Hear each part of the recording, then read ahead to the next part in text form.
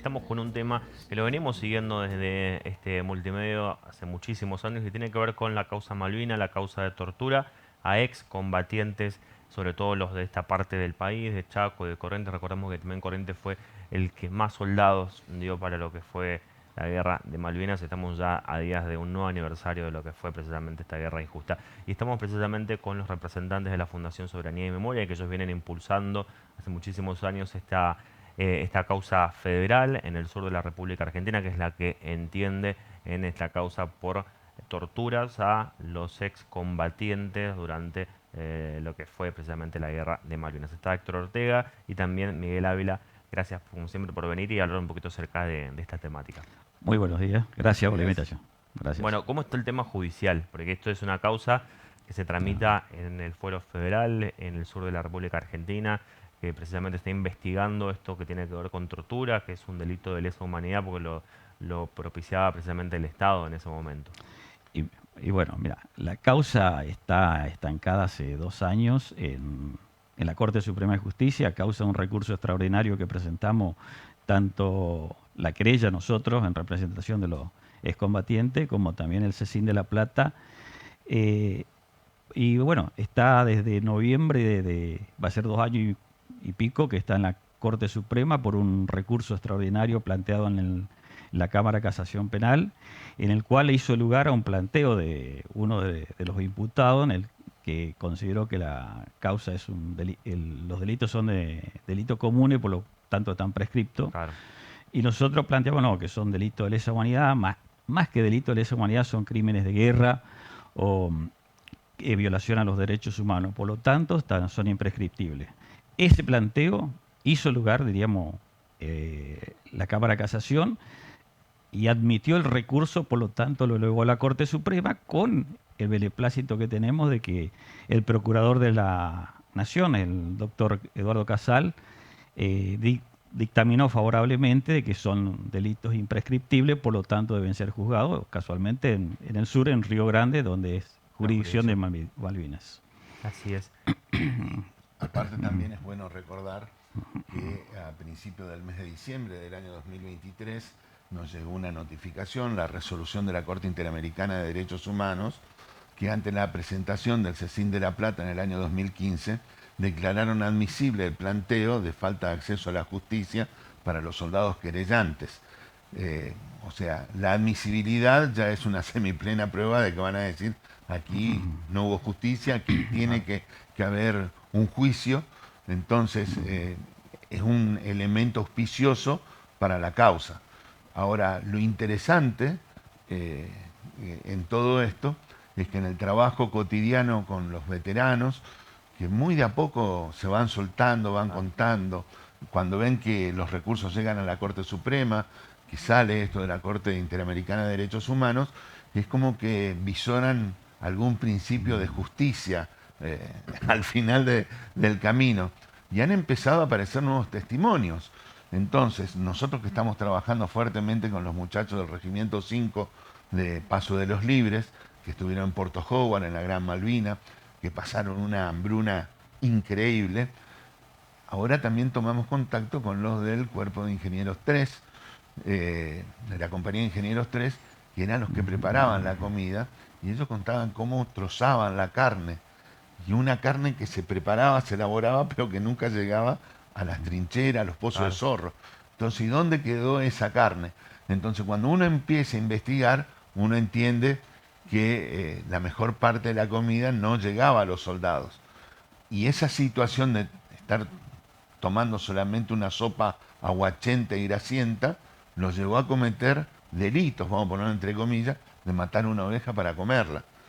Porque el común de la respuesta de los soldados querellantes dicen, yo fui a defender la patria, y yo tenía hambre y yo tenía que estar apto para poder defenderla. Entonces, cuando uno empieza a escuchar esos testimonios, uno puede desandar un montón de cuestiones. Por ejemplo, los muchachos, los exconscriptos, cuando llegan como prisioneros a la Argentina y los recibe la Fuerza Armada, le hacen firmar un documento por el cual es un virtual pacto de silencio.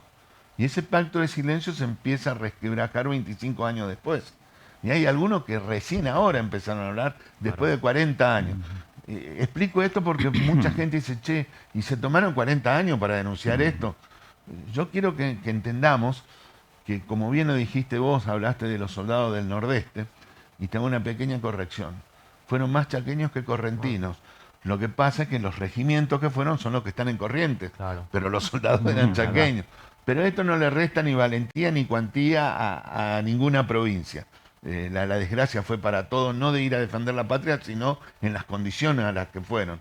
Entonces, cuando uno ve que el soldado del Nordeste que falla, uno lee las planillas de recepción de prisioneros, que era agricultor, cosechero, tractorista, el nivel de educación primario incompleto, es muy diferente al soldado que fue con el Regimiento 7, el Regimiento 3 del Gran Buenos Aires, porque la verborragia con la que ellos comentan las penurias por las que pasaron es muy diferente a los silencios que existen en los soldados de nuestra zona. Y nunca voy a dejar de mencionarlo a Rubén Asensio, y lo voy a decir así por mucho que suene chocante. Rubén Asensio es un originario del Chaco, de la etnia Mocoy, y él me decía, profe, no tenga miedo en decir que a mí me torturaron por indio. A mí me torturaron por mi cara. A mí me sacaron la ropa, me dejaron con el torso desnudo, estaqueaban arriba de una piedra. Por el solo hecho de no aceptar las condiciones en las que me exponían ante el enemigo. Rubén no sabía leer, no sabía escribir. Él aprendió a leer y a escribir para contar esa historia. Desgraciadamente, Rubén, que es uno de los impulsores de esta causa, falleció. Para él no hubo justicia. Entonces, por ahí es un poco lo que nos motiva a nosotros como fundación, por respeto a la memoria de ese argentino que muchas veces despreciado por ser originario, tal vez tuvo mejores actitudes que aquellos que se dicen ser argentinos de pura cepa, ¿no? No sé si soy claro con este concepto. Había, en cuanto al tema de las torturas por parte de los jerárquicos en el ejército, ¿había como una instrucción a que se tenía que hacer eso? ¿O era una locura de 2 o 3 personas? O sea, ¿o había como un plan sistemático de Había un plan, adoctrinar a la tropa de era esa un plan forma? sistemático, es decir, que estaba en el continente y se lo trasladó a la isla, es decir, Claro. era, Estábamos en el contexto de la dictadura veníamos de militar. la subversión que hablaban ellos, entonces para todos ellos había un foco terrorista o de guerrilleros dentro del contexto de combatientes, pero como decía Héctor, eran analfabetos, sacados del medio del campo, del monte, mirá si van a tener alguna ideología de izquierda, Claro. pero sí había un plan sistemático de torturas hacia los soldados.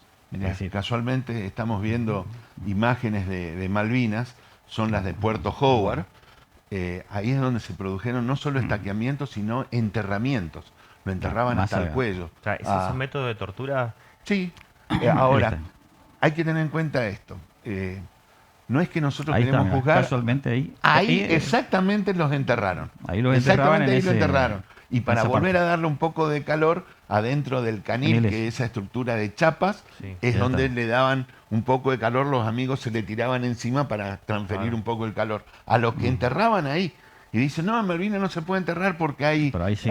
porque hay piedra. No, no, ahí hay tierra. Lo que pasa es que nadie conoce la otra isla, Puerto Howard. Ahora, lo que tenemos que entender que en el contexto de la dictadura militar, lo mismo que pasaba en el continente se trasladó Claro. a Malvinas. Y no es porque lo decimos nosotros caprichosamente y porque tenemos una ideología perversa. No, no. Esto figura en los archivos desclasificados, que a ustedes les dejamos un par de documentos por el cual desde el mes de abril hay un plan, una orden, desde el 6 de mayo hay una orden de que hay que seguir buscando elementos subversivos entre la tropa que está en Malvinas. Después de la derrota de Pradera del Ganso y de Darwin, el 30 de abril sale el plan de acción psicológica para que la gente no se embronque con el ejército.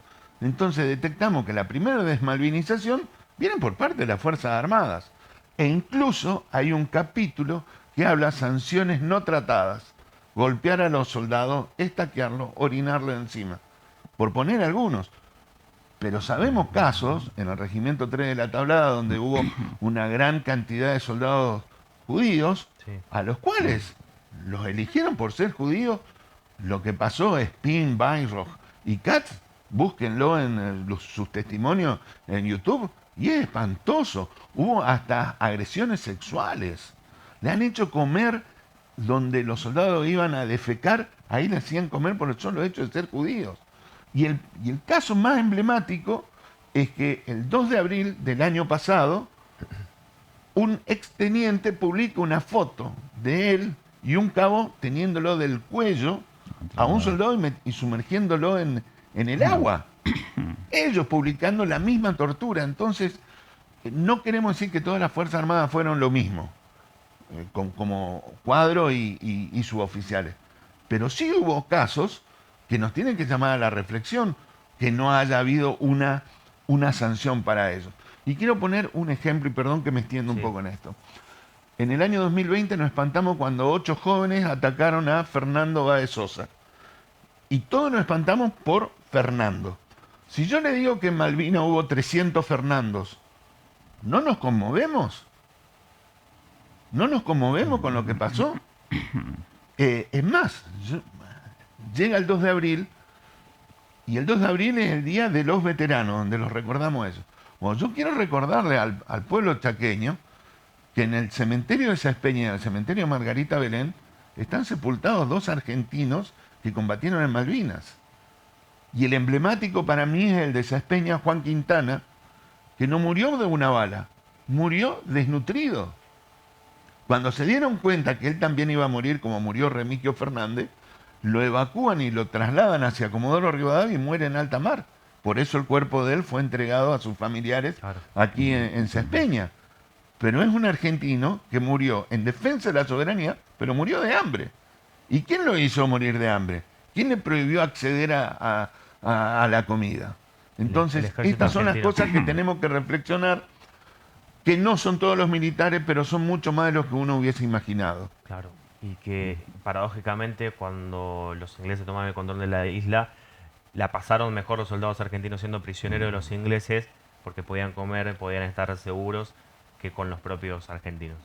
Aparte los galpones que estaban llenos de mercadería y comida en Puerto Argentino, le abrieron y te abrían las latas de picadillo y de... Exactamente. Es una locura todo lo que ocurrió alrededor de este hecho histórico. A ver, nosotros como fundación viajamos 6 veces a Malvinas. 3 veces fuimos por la restitución de las identidades, 3 veces fuimos en plan de investigación de esto de las torturas. Y no nos contaron, lo vimos. Estuvimos con los pobladores de Darwin que nos contaban que cómo es posible que Higinio Segovia y Juan Secundino Riquelme hayan muerto de hambre en Goose Green, cuando que la población de Goose Green, que eran 150 personas, no sabían qué hacer con toda la mercadería que le quedó. La comieron ellos y se la daban de comer a las ovejas. Ni hablar Puerto Argentino. Entonces, cuando uno va descubriendo esto, ¿cómo puede ser que los soldados hayan pasado hambre teniendo la comida al alcance de la mano, por así decirlo? Claro. Está bien, son problemas logísticos, en una guerra, obviamente, fuimos a pelear también contra Reino Unido, pero lo que es inadmisible es que si los muchachos se la rebuscaban para comer, ¿por qué castigarlos? ¿Por qué castigarlos? ¿Sí? Y esto es lo que se está llevando adelante. Y yo quiero ser muy claro en esto. Una cosa es que uno lo cuente y una cosa es escucharlos a ellos. Yo le puedo asegurar que hay gente que tiene quebrada el alma, que no mereció tener la vida de posguerra que tuvieron. La guerra te genera el estrés postraumático, pero si vos fuiste un torturado y vos tenías un enemigo al frente y un enemigo en la espalda, tuviste 2 guerras. Y los muchachos la pasan mal, les puedo asegurar que la pasan mal. La pasan mal.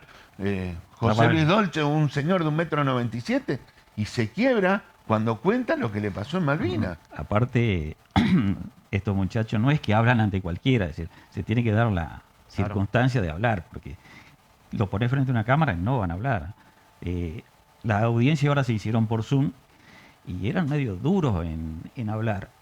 Tal es así que el secretario del juzgado hacía preguntas para ver si podían hilvanar más o menos la declaración. Porque una cosa cuando te cuentan personalmente los dos solos, que ahí se explayan, y otra frente a la cámara, ante un fiscal, ante un el secretario del juzgado y el juez. Claro.